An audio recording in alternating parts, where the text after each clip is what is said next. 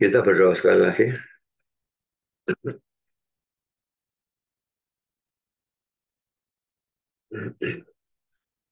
Bapa di surga, terima kasih bahwa dalam kebaktian ini kami kembali mendapatkan kesempatan dan kebebasan untuk membaca, mendengar, mempelajari, merenungkan sebagian firman Tuhan, khususnya yang membuktikan bahwa Yesus adalah Allah sendiri, setara dengan Bapa dan Roh Kudus. Kami mohon supaya Engkau hadir di sini, di gereja maupun dimanapun ada jemaat mengikuti kebaktian ini, dan memimpin, mengarahkan, memberkati acara firman ini, baik penyampaian maupun penerimaannya. Tolong hamba mudah menyampaikan, berikan kekuatan, jasmani, pikiran, suara, berikan pengurapan, berikan kata-kata, dan berikan apapun yang dibutuhkan supaya seluruh firman dan Injil bisa disampaikan dengan baik, dengan benar, dan dengan sejelas-jelasnya. Lengkapi bungkus firman dan Injilmu dengan kuasa dan pekerjaan Rohmu. Dan jangan biarkan semuanya keluar kembali dengan sia-sia, tapi biarlah semuanya bisa tertanam, tumbuh, berbuah dalam kehidupan kami untuk kemuliaan nama Tuhan. Tuhan, kami juga berdoa untuk semua yang mendengar firman, berikan keterbukaan, berikan kesegaran, berikan konsentrasi yang baik dari awal sampai akhir, dan berikan terang secukupnya supaya mereka bisa mengerti, dan setelah mereka mengerti, tolong berikan ketundukan. Yang belum percaya bahwa Yesus adalah Allah, atau yang masih percaya bahwa Yesus adalah Allah sekunder, Allah kecil dan sebagainya, biarlah mereka bisa percaya bahwa Yesus betul-betul adalah Allah dalam arti kata yang tertinggi dari kata itu, dan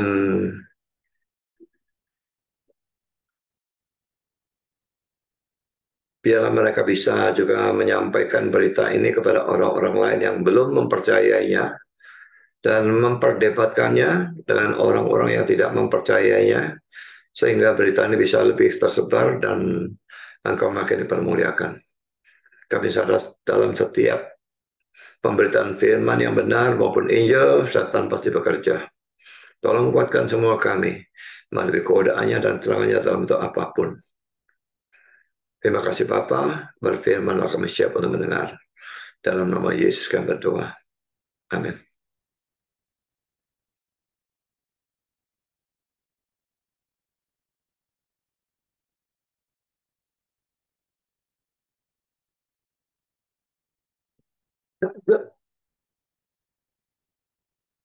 Ini adalah session yang ke-9 ya.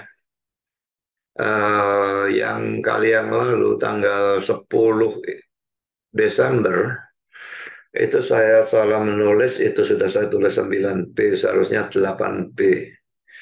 Jadi ini yang ke-9, dan ini adalah session yang terakhir di mana kita membahas tentang ayat-ayat. Ya memang nanti ya tentu ada ayatnya, tapi pembahasannya berbeda. Jadi mulai session 10 ya, jadi itu minggu depan itu akan berbeda, dan saya kira tidak terlalu sukar, tidak sesukar yang pelajaran-pelajaran di sini di mana banyak menggunakan bahasa Yunani dan sebagainya. Dan dalam session ini kita akan membahas 2 ayat yang membuktikan atau menunjukkan keilahian Kristus. Yang pertama adalah 1 Yohanes 5 ayat 20, kita bahas pada poin ke-11, dan Wahyu 1 ayat 8 kita bahas pada poin yang ke-12. Jadi memang ada 12 ayat yang secara eksplisit atau jelas sebetulnya menunjukkan bahwa Yesus adalah Allah dalam arti kata setinggi-tingginya. Mari kita masuk dalam poin yang ke-11, 1 Yohanes 5 ayat 20, kita baca lebih dulu. Akan tetapi kita tahu bahwa Anak Allah telah datang dan telah mengaruniakan pengertian kepada kita, supaya kita mengenal yang benar, dan kita ada di dalam yang benar, di dalam anaknya Yesus Kristus. Dia adalah Allah yang benar dan hidup yang kekal. Nah perhatikan ya, di sini dikatakan kata-kata yang terakhir ini Yesus Kristus ya. Lalu dia ini tidak bisa tidak menunjuk kepada Yesus Kristus itu ya. Dia adalah Allah yang benar dan hidup yang kekal. Kata-kata hidup yang kekal itu sangat banyak ditujukan kepada Yesus Kristus, dan kalimatnya jelas menunjukkan bahwa kata dia itu memang menunjuk pada Yesus Kristus. Jadi ayat ini sebetulnya secara jelas, secara menyolok membuktikan bahwa Yesus adalah Allah yang benar. Sekarang mari kita bahas ya. Biarpun ayatnya jelas, tetap ada orang-orang yang tidak mempercayai dan berusaha membelokkan sesuai dengan kepercayaan sesat mereka. Poin A, Calvin mengatakan bahwa para pengikut Arianisme itu abad keempat, yang nanti bereinkarnasi menjadi saksi Yehova ya, berusaha untuk menerapkan kalimat terakhir itu kepada Bapa. Jadi kalimat yang terakhir itu ini ya, berusaha menerapkan kepada Bapa. Ya, tetapi ada 3 alasan yang tidak memungkinkan hal itu. Yang pertama, Calvin maupun E. H. Strong, seorang ahli teologi ya, mengatakan bahwa sebutan Allah yang benar dalam kalimat yang terakhir itu tidak mungkin menunjuk kepada Bapa. Karena sebelumnya Bapa sudah 2 kali disebut dengan istilah yang benar. Masakan sekarang disebut lagi dengan istilah Allah yang benar. Ya, perhatikan di sini ya. Ini sebutan menunjuk kepada Bapa yang benar, pertama. Ini lagi yang benar, kedua. Lah masa di sini disebut lagi Allah yang benar ini untuk Bapa lagi 3 kali, rasa-rasanya tidak memungkinkan. Memang terus terang argumentasi yang pertama ini tidak terlalu kuat ya. Tapi kita bisa melihat argumentasi yang lain yang lebih kuat. Poin kedua, kalimat terakhir itu diawali dengan kata-kata dia adalah ya, ini ya, dia adalah. Terjemahan ini sebetulnya agak kurang tepat karena kata-kata Yunani yang digunakan adalah hutos estin, yang artinya this is. Ini adalah.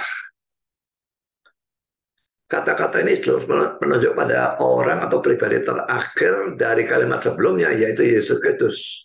Ya, jadi kalau diterjemahkan secara benar, ini adalah ya.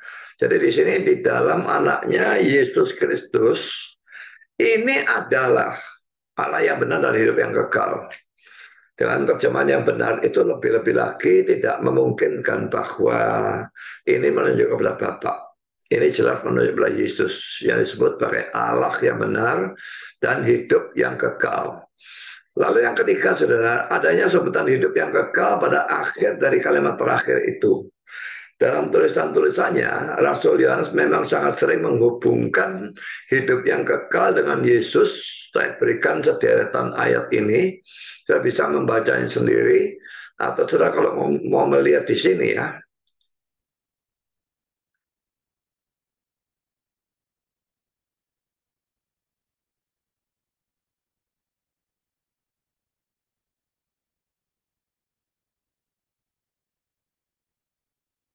Dalam perjanjian baru saja ya. Kita lihat hidup yang kekal ya.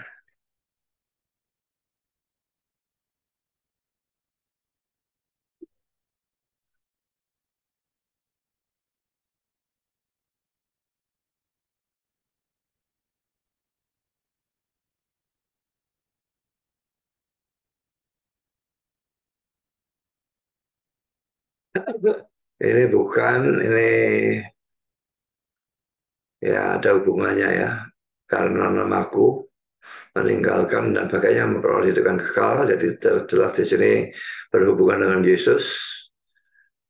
Yang ini ada hubungannya kalau saya melihat seluruh konteksnya mulai ayat 31 ya. Lalu di sini ini pemuda kaya, ini tidak ya. Markus 10 ini sama dengan yang tadi. Lalu Lukas 10 ayat 25 ini bukan, ini bukan, ini bukan. Ini yang percaya kepadanya. Oh, Lukas 18 ayat 30, iya tuh ya. Berhubungan ya. Kalau sudah lihat konteksnya jelas berhubungan dengan Yesus ya. Lalu yang 3:15 yang percaya kepadanya beroleh hidup yang kekal. Yang 3:16 ayat yang paling terkenal ini juga yang percaya kepadanya tidak binasa, melainkan beroleh hidup yang kekal. Lalu yang 336, barang siapa percaya pada anak, ia beroleh hidup yang kekal. Dilihat dari sini ini banyak sekali ya. Memang tidak semua, tetapi sangat banyak istilah hidup yang kekal itu dihubungkan dengan Yesus ya. Jadi kalau di sini ada kata-kata hidup yang kekal dan dia ini Yesus disebut Allah yang benar, hidup yang kekal, ini sangat-sangat cocok ya. Jadi ada 3 argumentasi. Jadi ayat ini secara jelas menunjukkan bahwa Yesus adalah Allah. Poin B, saudara. Sekarang mari kita bandingkan dengan terjemahan dari New World Translation ataupun terjemahan dunia baru dari Saksi Yehua. NWT atau New World Translation, His Son Jesus Christ, titik. This is the true God and life everlasting. Anaknya yang kekal, Yesus Kristus, titik. Ini adalah Allah yang benar dan hidup yang kekal. Mereka menerjemahkannya sebenarnya jauh lebih benar ya. Anaknya Yesus Kristus dan ini adalah ya, bukan dikatakan dia ya. Tapi terjemahan dunia baru, tetapi kita tahu bahwa Putra Allah telah datang dan dia telah memberi kita kemampuan intelektual agar kita mendapat pengetahuan tentang pribadi yang benar itu.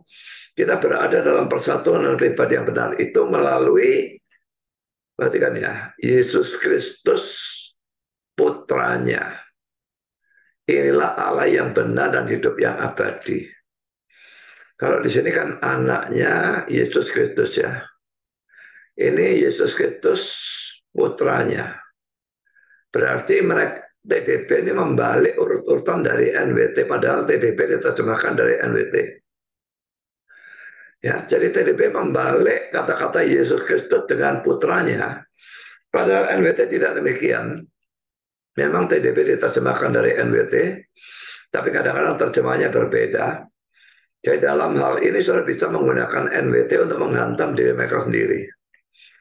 Kenapa kamu terjemahkan dibalik seperti ini? Dan apa sebabnya mau dibalik? Supaya nya ini menjadi pribadi yang terakhir. Putranya, nya ini Bapak ya. Nah inilah, ya, akhirnya ini yang menunjuk kepada Bapak. Maunya mereka seperti itu. Tapi NWT tidak demikian. Bagaimana TDB bisa seperti itu? Apa tujuannya TDB membalik seperti itu? Saya kira supaya kata-kata inilah anak yang benar dan kehidupan abadi bisa dihubungkan dengan katanya yang jelas menunjuk belah Bapa, bukan dihubungkan dengan Yesus Kristus. Dan ini laki-laki menunjukkan kekurangan ajaran TDB dalam melakukan penterjemahan. Hampir semua ayat-ayat yang berhubungan dengan keilahian Kristus itu diganti terjemahannya oleh Saksi Yehua. Bahwa TDB memang membalik akan saya buktikan dari bahasa Yunani-nya. Saya tidak perlu mengerti Yunani untuk hal ini ya, karena saya sudah berikan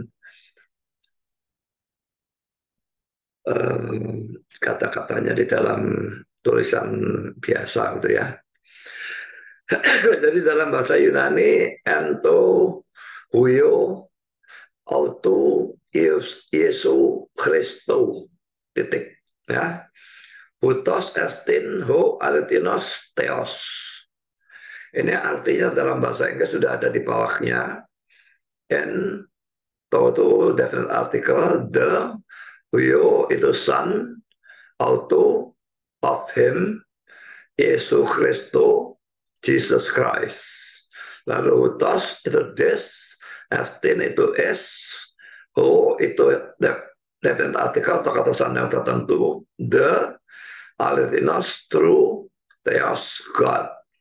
Jadi terjemahnya sebetulnya dalam sang anaknya Yesus Kristus, titik. Ini adalah sang Allah yang benar, gitu ya. Memang terjemahan dalam Yunani dan Inggris tidak bisa persis kata per kata, jadi kacau memang kadang-kadang ya. Jadi terlihat dengan jelas bahwa kata anaknya seharusnya memang mendahului kata-kata Yesus Kristus. Ini anaknya ada lebih dulu, ya. Baru ada Yesus Kristus. Seharusnya seperti itu memang ya. Memang sebetulnya urutan kata dalam bahasa Yunani tidak selalu sama.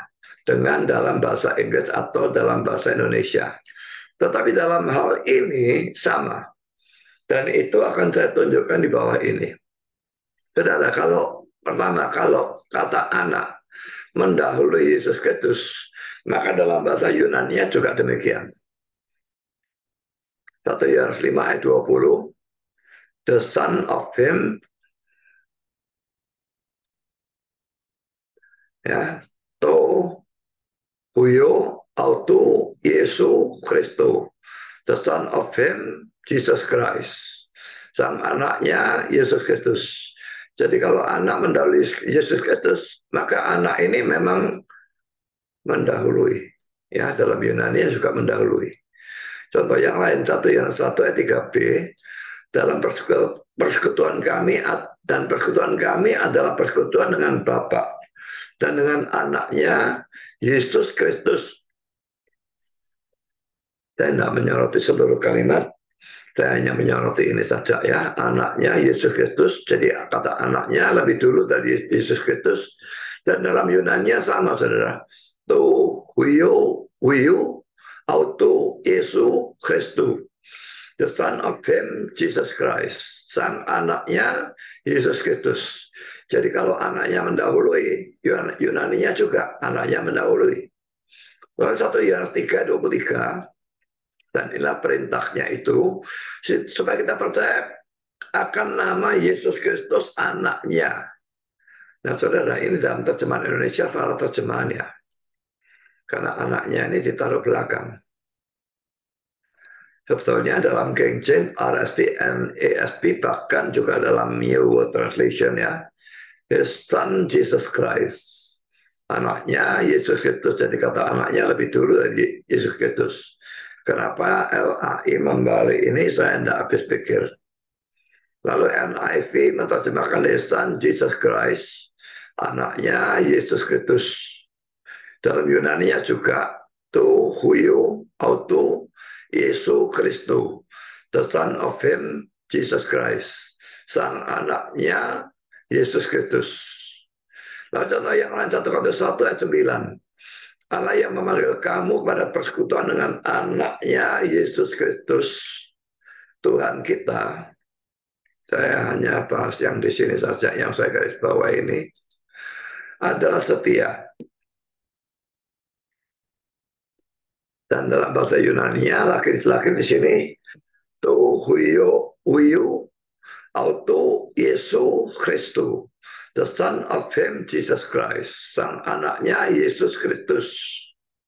Jadi selalu kalau memang anaknya lebih dulu, maka dalam bahasa Yunani-nya juga demikian. Jadi kalau di atas itu memang dibalik, jelas-jelas memang mereka membalik, menerjemahkan secara kurang ajar. Yang kedua, kalau Yesus Kristus mendahului anak, maka dalam bahasa Yunani juga demikian. Sekarang kita betul-betul membaliknya ya, mencari yang kebalikannya. 2 Yohanes 3, kasih karunia, rahmat, dan damai sejahtera dari Allah Bapa dan dari Yesus Kristus anak Bapa. Ya, jadi Yesus Kristus mendahului kata anak. Maka dalam Yunani juga ya, Yesus Kristus tu huyo tu patros, Jesus Christ the Son of the Father. Yesus Kristus sang anak dari sang Bapa. Kalau mau terjemahkan hurufiah. Saya cuma ingin menunjukkan bahwa Yesus Kristusnya di sini mendahului kata anak. Ya, dalam Yunani-nya juga demikian. Yesus Kristus tu huyo, mendahului kata anak. Ya. Lalu kita lihat contoh yang kedua, Markus 1 ayat 1. Inilah permulaan Injil tentang Yesus Kristus, anak Allah. Yesus Kristusnya lebih dulu, baru kata anak ya. Dalam Yunani juga demikian. Yesus Kristus, huyo tu. Jesus Christ, Son of God. Yesus Kristus, anak Allah. Saya berikan catatan, dalam banyak manuskrip kata-kata anak Allah di sini tidak ada. Memang kalau saudara melihat di sini ya, Markus 1 ayat 1.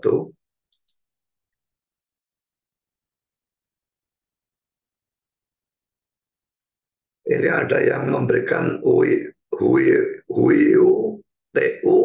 tapi di dalam tanda kurung. Jadi ada banyak manuskrip yang tidak punya, cuma yang di sini huyu tu tu. Nah ini beda-beda, rasanya ada beda-beda. Ini ada definite artikelnya yang di sini tidak ada dan dalam tanda kurung.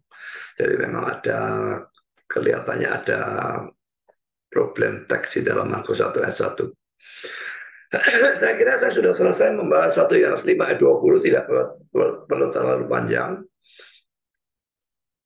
Jadi ayat ini kalau memang diterjemahkan dengan benar, tidak mungkin tidak, ini menunjuk secara jelas kepada Yesus Kristus sebagai Allah yang benar dan hidup yang kekal. Sekarang kita masuk dalam poin yang ke-12, yaitu Wahyu 1 ayat yang ke-8. Aku adalah Alfa dan Omega, firman Tuhan Allah, yang ada dan yang sudah ada dan yang akan datang, yang maha kuasa. Saudara, firman Tuhan Allah. Tuhan Allah ini siapa? Ini menunjuk kepada siapa? Saksi-saksi Yehuwa mengatakan bahwa yang dibicarakan dalam Wahyu 1 ayat 8 ini bukan Yesus, tetapi Yehuwa atau Yahweh. Dalam bukunya Bertukar Pikiran mengenai ayat-ayat Alkitab, halaman 400 dan 401. Dan TDP menerjemahkan kata-kata Tuhan Allah dalam Wahyu 1 ayat 8 itu dengan istilah Allah Yehuwa. Inilah terjemahan dari TDP ya. Aku adalah Alfa dan Omega, kata Allah Yehuwa. Pribadi yang sekarang ada, dan yang dahulu ada, dan yang akan datang, yang maha kuasa. Jawaban saya, saudara. Poin A, dari mana munculnya kata Yehuwa ini? Ini terjemahan yang kurang ajar ya. Kata Yehuwa itu YHWH, itu kan dalam bahasa Ibrani ya. Tidak pernah ada dalam bahasa asli atau Yunani dari Wahyu 1 ayat 8 itu, bahkan dalam seluruh perjanjian baru. Dan bahkan nama Yehu atau Yahweh tidak pernah muncul dalam seluruh bahasa asli atau bahasa Yunani dari perjanjian baru. Bagaimana mereka memunculkan di sini? Jadi betul-betul terjemahan yang sangat-sangat kurang ajar ya. Saya tidak tahu yang coba kita lihat yang New World Translation bagaimana ya. Wahyu 1 ayat 8.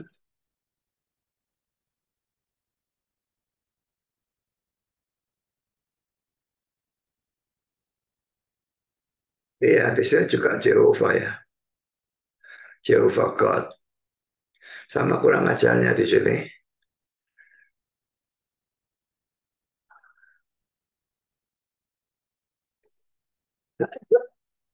Sekarang saya berikan kutipan dari kata-kata Walter Martin yang menulis buku berjudul The Kingdom of the Cults ya. Cult itu ya ajaran sesat begitulah ya. Dan dia mengatakan demikian. Bisa ditunjukkan dari ribuan naskah dari perjanjian baru berbahasa Yunani bahwa tidak sekalipun tetragramaton itu 4 huruf YHWH ya, muncul. Tidak satu kali pun muncul dalam seluruh perjanjian baru bahasa Yunani dari ribuan naskah. Tidak satu kali pun ada muncul kata YHWH.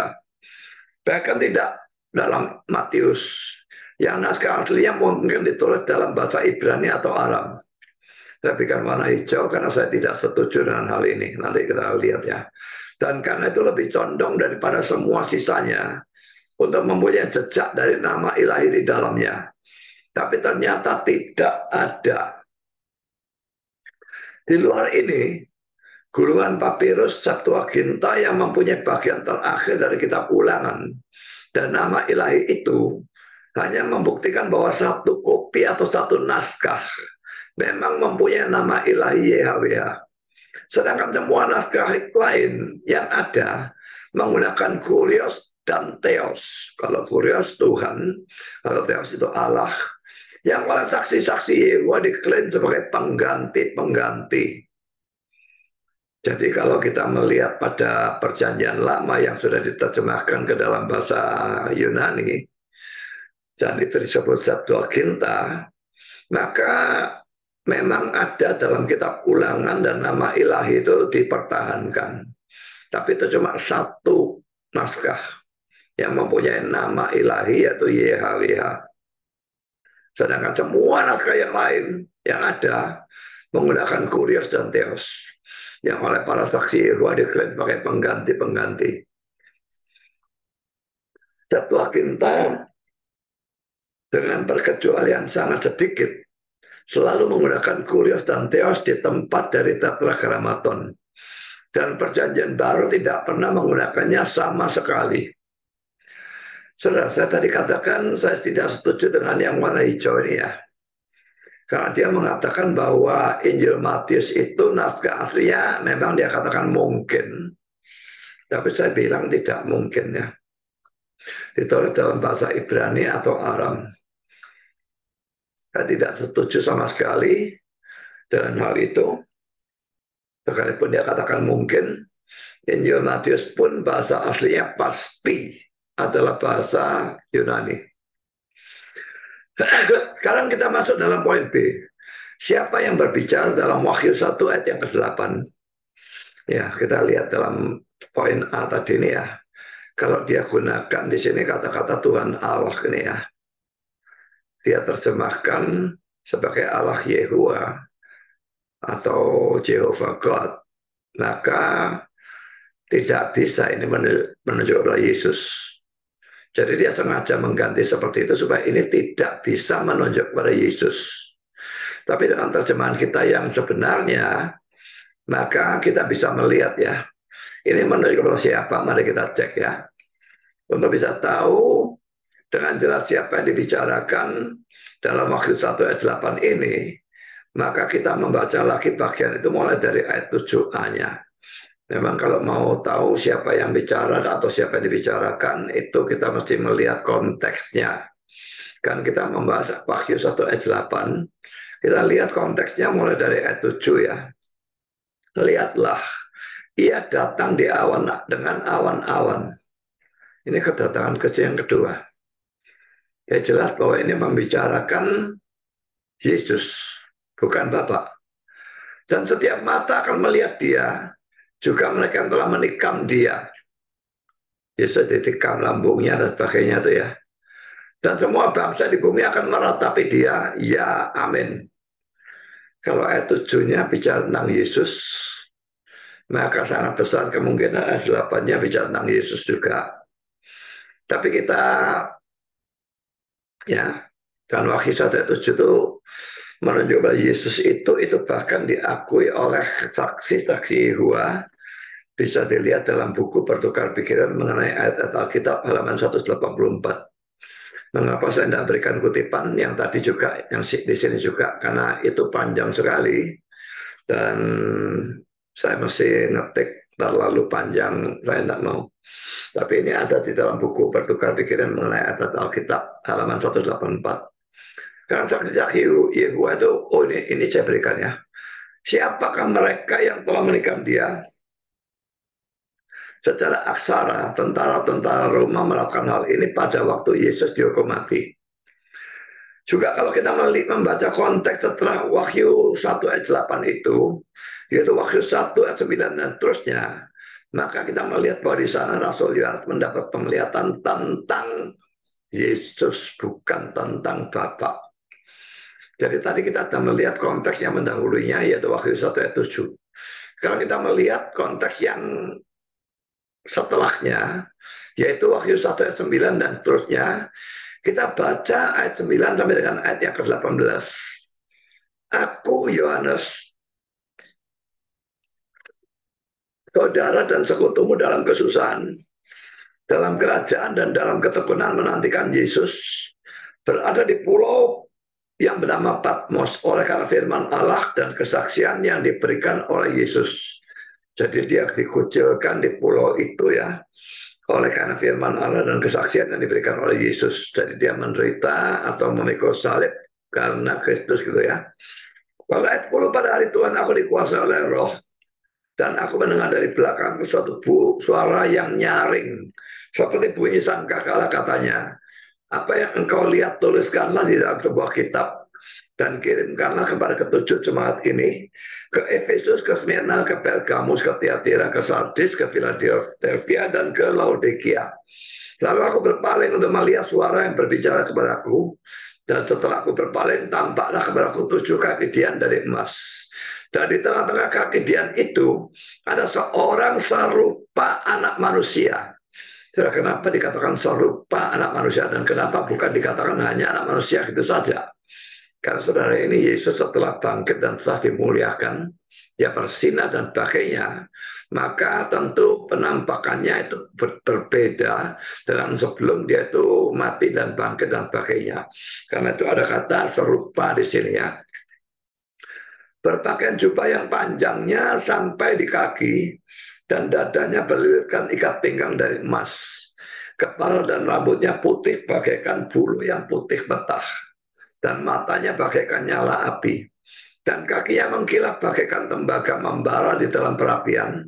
Suaranya bagaikan desau air bah, dan di tangan kanannya ia memegang 7 bintang, dan dari mulutnya keluar sebilah pedang tajam bermata 2, dan wajahnya bersinar-sinar bagaikan matahari yang terik. Ketika aku melihat dia, tersungkurlah aku di depan kakinya sama seperti orang yang mati. Tapi ia meletakkan tangan kanannya di atasku, lalu berkata, jangan takut, aku adalah yang awal dan yang akhir, dan yang hidup. Aku telah mati, namun lihatlah aku hidup sampai selama-lamanya, dan aku memegang segala kunci maut dan kerajaan maut. Jadi kalau tadi ayat 13 ini menunjukkan serupa anak manusia, maka di sini dikatakan aku telah mati. Kalau menunjukkan Bapak, tidak memungkinkan Bapak mengatakan aku telah mati, ya. Namun lihatlah aku hidup, berarti dia bangkit ya, mati lalu bangkit, hidupnya sampai selama-lamanya. Jadi di sini jelas bahwa seluruh konteks ini menunjuk pada Yesus.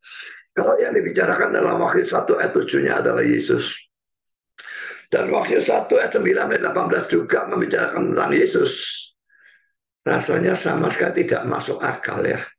Kalau Wahyu 1 ayat 8 itu yang 7-nya tentang Yesus, 9 ayat 18 tentang Yesus, lalu ayat 8-nya tentang Bapa.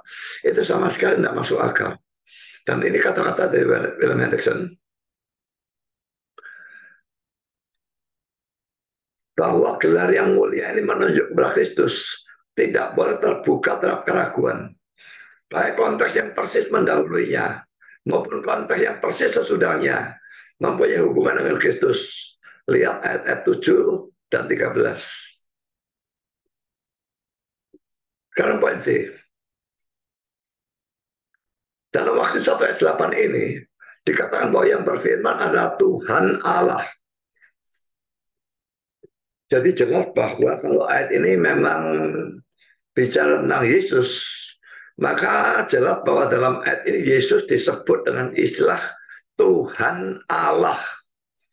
Dan kata Allah dalam bahasa Yunani adalah Hotheos, the God, menggunakan definite article, yaitu ho ini ya. Mari kita lihat Wahyu 1 ayat yang ke-8 lagi ya.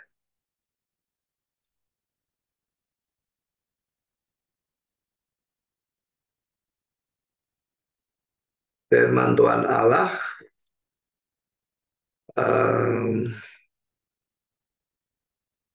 ini King James ini ada perbedaan terjemahan ya, God-nya tidak ada di sini. Ya, tapi semua yang lain RSV, Lord God, ini the Lord God ya, the Lord God semua. Yo King James tetap ngikuti King James, saya nggak ngerti kenapa. Ini juga the Lord. Jadi rupa-rupanya di sini memang ada perbedaan. Tapi enggak ya, di sini kuriosnya ada, hoteosnya ada. Ya, ini kurios, ini hoteos. Saya tidak tahu saya kenapa di sini God-nya tidak ditulis dalam King James, New King James, dan YLT. Tapi di sini Hotheos-nya jelas-jelas the God, ya. Definite artikel itu digunakan.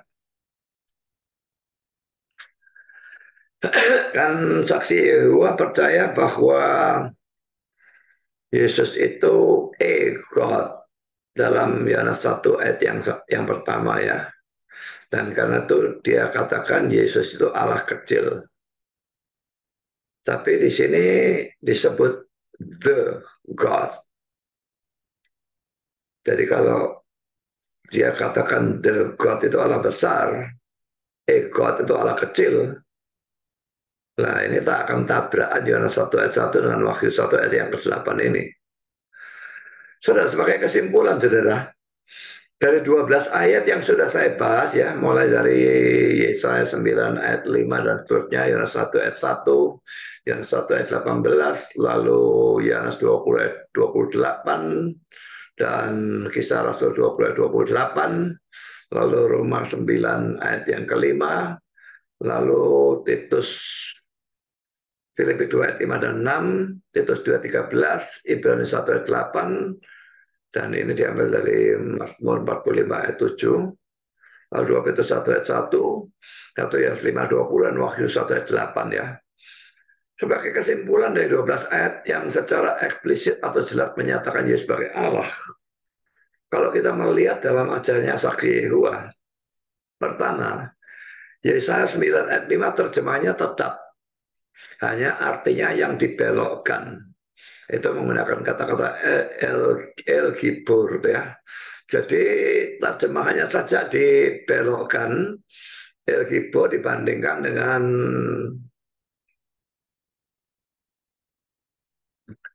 benar, Kejadian 17 ayat 1, ya.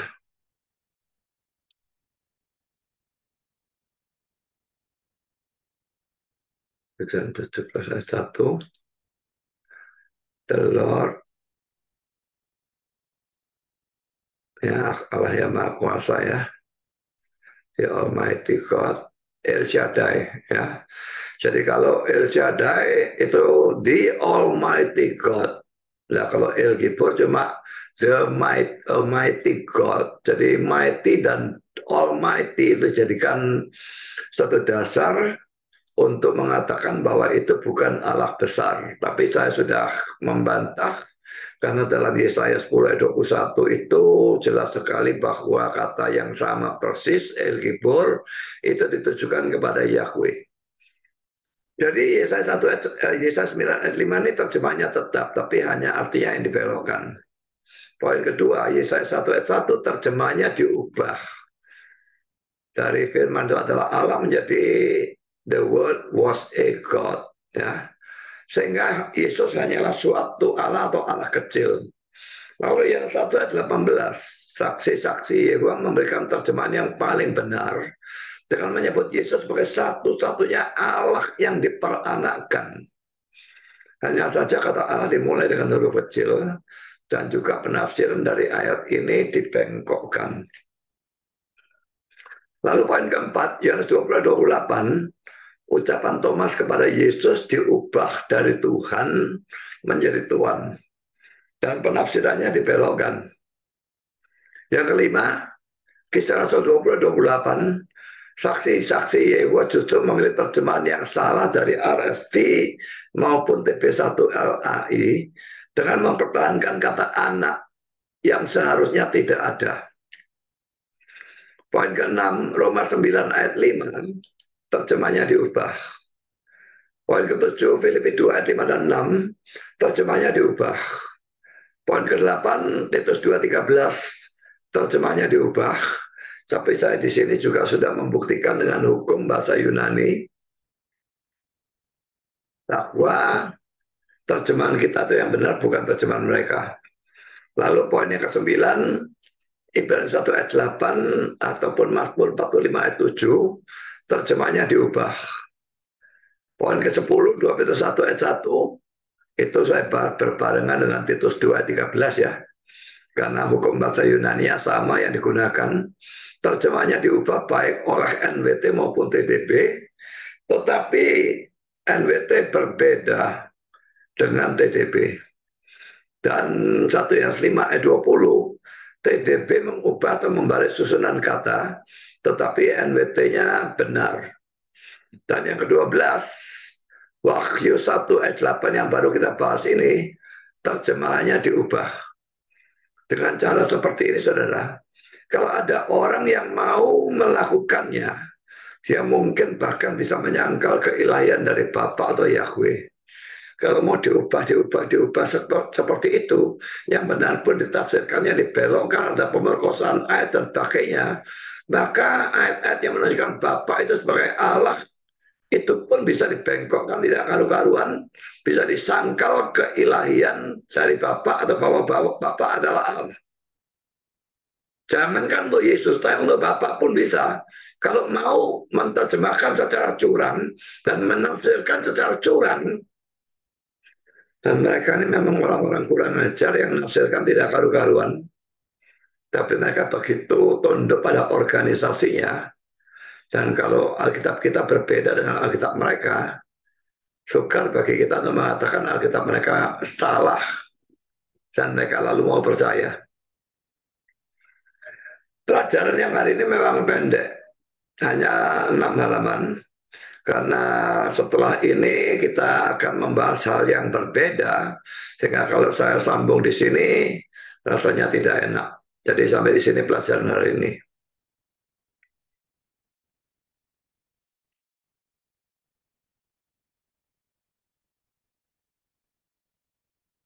Mari kita berdoa.